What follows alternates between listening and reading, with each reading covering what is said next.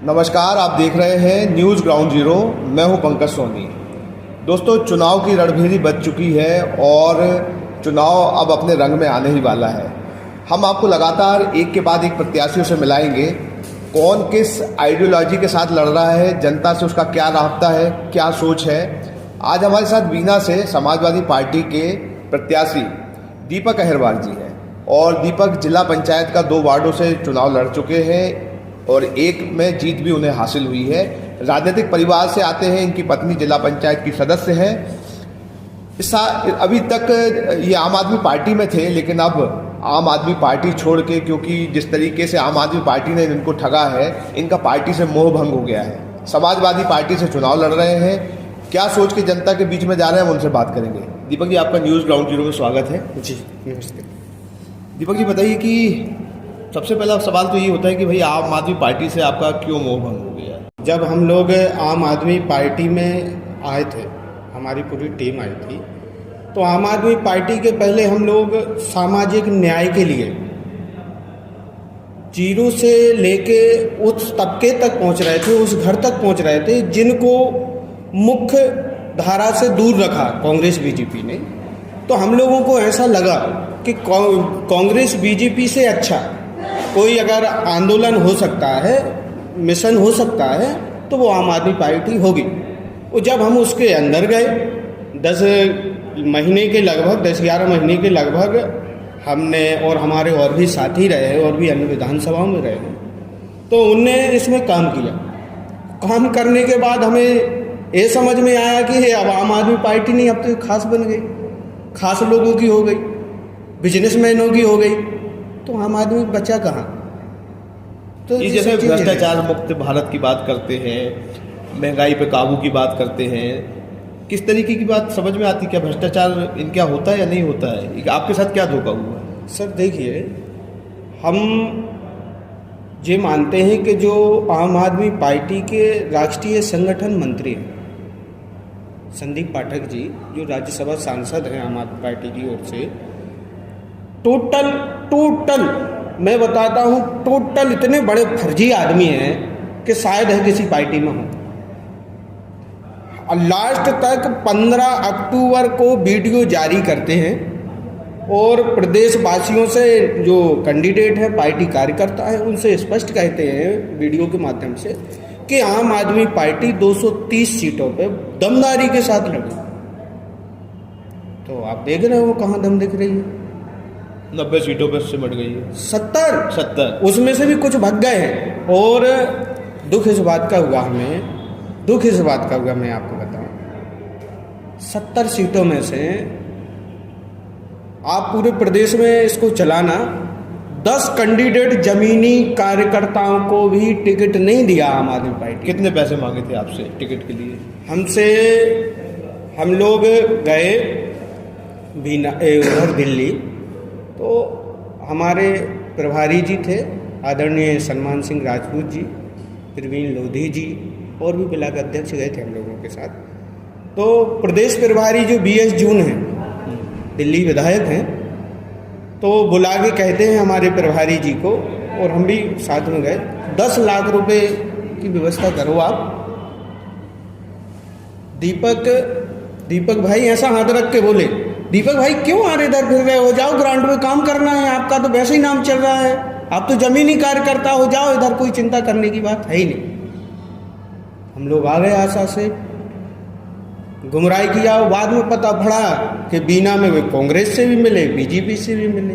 जी क्या है जी, तो तमाशा हो गया। अब हम जो कार्यकर्ताओं, जिन कार्यकर्ताओं को हमने तैयार किया, जिन कार्यकर्ताओं के बीच में हम जा रहे निरंतर, उनको तो क्या जवाब दोगे आप? उनको क्या जवाब दें हम? तो आपने छोड़ दिया आप पार्टी? जी। अच्छा, अब हमारे जो टीम है, जो सामाजिक स्तर की जो टीम है, मानवतावादी सोच पे जो हम लोग काम करते हैं, वो पूरी जो टीम थी, उस टीम ने हमें समझाया कि नहीं भैया, अब अपन है, आम आदमी पार्टी छोड़ना चाहिए। और लोगों के बीच में हम गए हैं इलेक्शन को लेके, तो अब हमें इलेक्शन लड़ना चाहिए। तो अब आप समाजवादी पार्टी से लड़ रहे हैं? जी। क्या सोच के अब जनता के बीच, बीना की जनता से क्या कहेंगे, क्यों जा रहे हैं जनता के बीच में आप? देखो, हम आपको बताएं हमारा राजनीति में आना कोई उद्देश्य था नहीं, मैं आपको बताऊं। मगर दुख जब होता है कि कांग्रेस बीजेपी नामक जो बीमारी है, कैंसर है, मैं साबित करूंगा आपके सामने। और इस देश में परम पूज्य बाबा साहब अम्बेडकर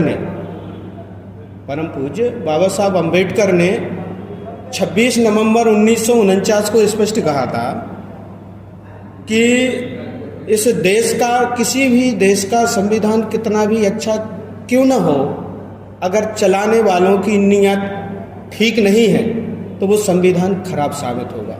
और किसी देश का, दूसरी बात और कही बाबा साहब अम्बेडकर ने, किसी भी देश का संविधान कितना गलत ही क्यों ना बन गया हो, अगर चलाने वालों की नीयत ठीक है तो वो संविधान अच्छा साबित होगा।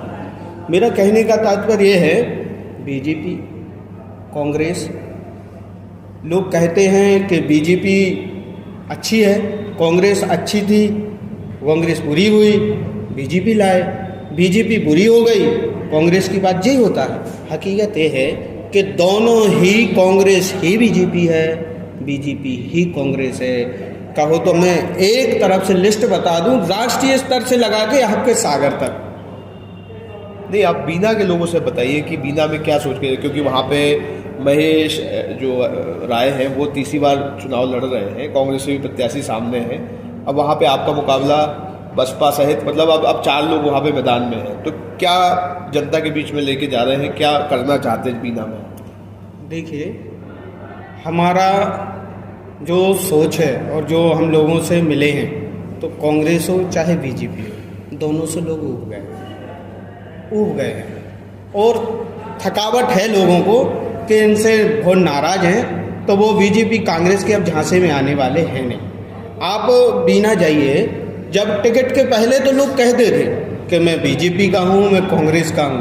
अब टिकट होने के बाद लोग इतने हताश निराश हैं कि वो तो जय कहते हैं कि जो अच्छा होगा हम उसको वोट देंगे, क्योंकि वही के वही चेहरे, वही के वही बदमाश लोग, वही के वही चतुर चालक वही आ रहे हैं। तो ये राजनीति नहीं है। जो राजनीति डॉक्टर बाबा साहब अम्बेडकर ने, जो हमारे महापुरुषों ने संविधान बनाया, उसका तो ये हमें तो लगता है दमन कर रहे हैं। क्योंकि आप कुछ बदलाव करना चाहते हैं राजनीति के माध्यम से? जी, हम बीना वासियों से हमारा हाथ जोड़ के ये निवेदन है कि हम इस बीना विधानसभा को बीना वासियों के लिए समता, न्याय, बंधुता की राह पे बीना जाना जाए। जो ये कांग्रेस बीजेपी के जो लोग हैं, जो आपसी मतभेद करते हैं, एक दूसरे को लड़ाते हैं, उससे हम निजात दिलाने का प्रयास करेंगे और करते हैं और करते रहेंगे। लेकिन लोगों की जो टेंडेंसी है वो भाजपा कांग्रेस से इतर नहीं है, कभी भाजपा कभी कांग्रेस। देखो, एक चीज़ है महोदय जी, आप समझदार हो, हमें एक चीज़ बताओ, मार्केट में 2 ठेले लगे हैं, और दोनों ठेलों पे सब्जियां बिक रही हैं, आलू और टमाटर, ठीक है ना। टमाटर, आलू और टमाटर बिक रहे हैं, तो दोनों लोग जो बाजार करने आ रहे हैं वो दोनों खरीद रहे हैं। अब बगल में भट्टा बेचन लगो ना, लोग लेंगे कि नहीं लेंगे? विकल्प है ही नहीं, विकल्प देना पड़ेगा। नहीं, इन्होंने विकल्प पैदा भी तो नहीं होने दिया। हाँ, ये लोग क्या करते हैं, ये बहुत होशियार लोग हैं, ये लोग आपस में ही साठगांठ कर लेते हैं। दोनों बीजेपी और कांग्रेस आपस में मिल जाते हैं। कई हम बता रहे हैं ना कि राष्ट्रीय स्तर से लेके मैं आपके सागर तक, बीना तक, जो आपस में मिले हैं, घोलमेल है इनका गहरे तरीके से, ये सब चीज़ें हैं। बीना की जनता से और देश की जनता से कुछ कहना चाहेंगे कि ये जो राजनीतिक परिप्रेक्ष्य है और परिदृश्य है, इसको वो कैसे बदल सकते हैं? कैसे ये जो राजनीति उनके फेवर में काम करने वाली, भ्रष्टाचार मुक्त, रोजगार देने वाली ऐसी बन सके, इसके लिए जनता को क्या करना चाहिए आपके हिसाब से? देखो, मेरा जनता से निवेदन है कि जहाँ तक आपके चैनल के माध्यम से हमारी बात पहुँच रही है, तो किसी भी पार्टी के हमें अंधभक्त नहीं बनने चाहिए। किसी भी पार्टी हो, कोई भी पार्टी हो, हमारी विचारधारा से हमें समझौता नहीं करना चाहिए। तो जनता से भी मेरा एक कहना है कि हम सभी साथियों को जहाँ तक बात हमारी पहुँच रही है, सभी से मेरा ये कहना है कि हमें अच्छा और सही सोच समझ के निर्णय लेना चाहिए, क्योंकि ये बात 5 साल के लिए फ्री हो जाते हैं ये लोग, ये नेता लोग, फिर नहीं आते, बस अपने परिवार में लग जाते, अपने रिश्तेदारों नातेदारों को आगे बढ़ाने के लिए, जनता तरफ नहीं देखते हैं। ये है स्थिति। तो एक आखिरी सवाल है कि अगर आप जीतते हैं मान लीजिए बीना से, तो क्या करना चाहेंगे बीना के लिए, उसके विकास के लिए? देखो, इस देश में सबसे महत्वपूर्ण बात है 1950 में जो बात आई थी, जब भारत का संविधान लागू हुआ, उस समय पे बात कही गई थी कि पहले तो देश वो देश आगे बढ़ सकता है जिस देश का नौजवान, जिस देश की नई पीढ़ी शिक्षित हो। तो शिक्षा बहुत बड़ा हथियार है। शिक्षित होना और शिक्षित करना, अच्छी शिक्षा देना मेरा पहला मुख्य कर्तव्य है। और दूसरी बात रही है लोगों में जो बेरोजगारी फैल रही है, उस बेरोजगारी को ख़त्म किया जाए। और रही बात है, आपको हम बताएं, ये बीजेपी कांग्रेस रियल में हम एक उदाहरण दें, इनका मकसद बेरोजगारी ख़त्म करना है ही नहीं। इनका मकसद शिक्षा का स्तर बढ़ाना, गरीब तबके के लोगों को शिक्षा देना है ही नहीं। अगर इनका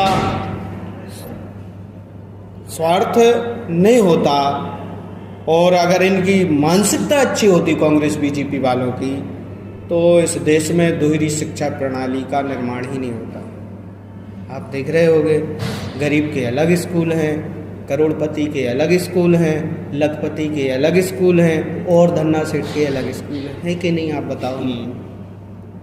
शायद ऐसा तो नहीं, मैं गलत बोल रहा हूँ। जो बनाए हैं बिलान बनाए हैं, ऐसी राजनीति में करे हैं, ऐसी शिक्षा में करे हैं, ऐसे व्यापार में किए हैं। आप हमें एक बात बताइए, लाल किला किसने खरीदा? रेलवे कौन ने खरीदी? कोयले की खदानें किन के पास हैं? हीरो की खदानें किसके पास है? आप लिस्ट निकाल लो, उनके रिश्तेदार, उनके नातेदार, उनके चमचा, उन्हीं के पास है ना। राजनीति में आप देख लो, राजनीति में बड़ा भैया कांग्रेस में, छोटा बीजेपी में, जी चल रहा है। सत्ता दो परिवार में, बिल्कुल दोनों ही एक हैं। मैं इस बात को नहीं मानता कि कांग्रेस बीजेपी अलग अलग है। कांग्रेस ही बीजेपी है, बीजेपी ही कांग्रेस है। सिर्फ उनके सर झंडे बदले हैं। जिस डंडे से हमारी 5 साल ठुकाई होती है, वो डंडा एक ही है। एक आखिरी सवाल बचता है कि बीना में जो विकास हुआ या नहीं हुआ, उसकी क्या समीक्षा करते हैं जो वहाँ के विधायक हैं और अभी प्रत्याशी भी हैं, महेश राय? क्या आकलन करते हो आप कि क्या किया बीना के? हमें एक चीज़ बताइए आप, एक मैं उदाहरण दूँ आपके लिए। एक देश है 15 अगस्त 1947 को आज़ाद हुआ, जिसमें हम और आप रहते हैं, हमारा देश है, हमारी कर्मभूमि जन्मभूमि ये है।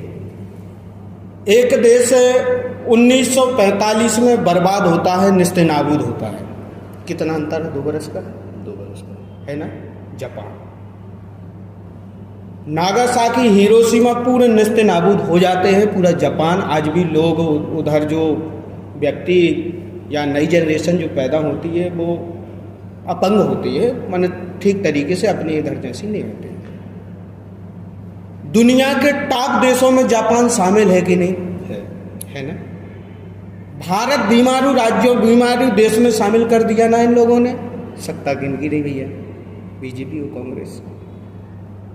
ये रोजगार देना नहीं चाहते। अब तो देश के बारे में कहते डंका बज रहा है और दुनिया में हमें तो नहीं है मालूम कहाँ डंका बज रहा है। यही बजा रहे इनकी प्रेस मीडिया।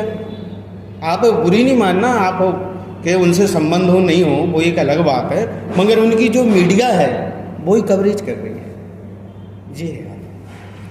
तो ये है दीपक अहिरवार जो बीना से समाजवादी पार्टी के चुनाव चिन्ह पर चुनाव लड़ रहे हैं, और उनका मानना है कि जो सबसे पहला काम होना चाहिए वो शिक्षा के लिए होना चाहिए, स्वास्थ्य के लिए होना चाहिए, और उनके लिए होना चाहिए जो बेरोजगार हैं, और ये वहाँ इसी प्राथमिकता से चुनाव लड़ रहे हैं।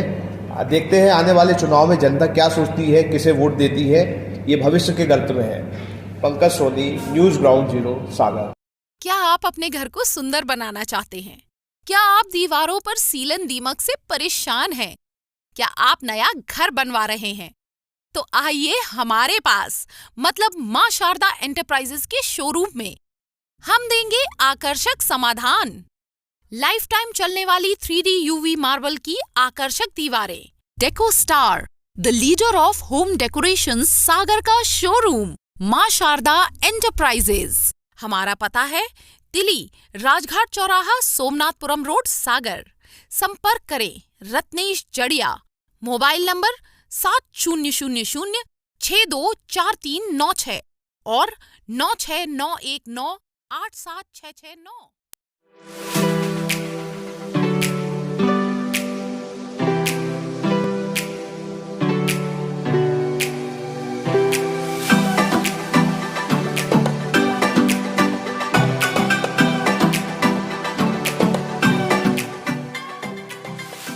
शहर से बाहर जाने के लिए वन वे टैक्सी चाहिए या लोकल सिटी के लिए कैब या फिर एयरपोर्ट पिकअप ड्रॉप की हो जरूरत? चुनिए अपने पसंद की कैब और पाइए बेस्ट ऑफर्स के साथ मोस्ट कंफर्टेबल राइड सिर्फ और सिर्फ 77 कैब्स ऐप पर। आज ही गूगल प्ले स्टोर से 77 कैब्स की ऐप डाउनलोड करें या विजिट करें www.77cabs.com और बुक करें अपनी राइड।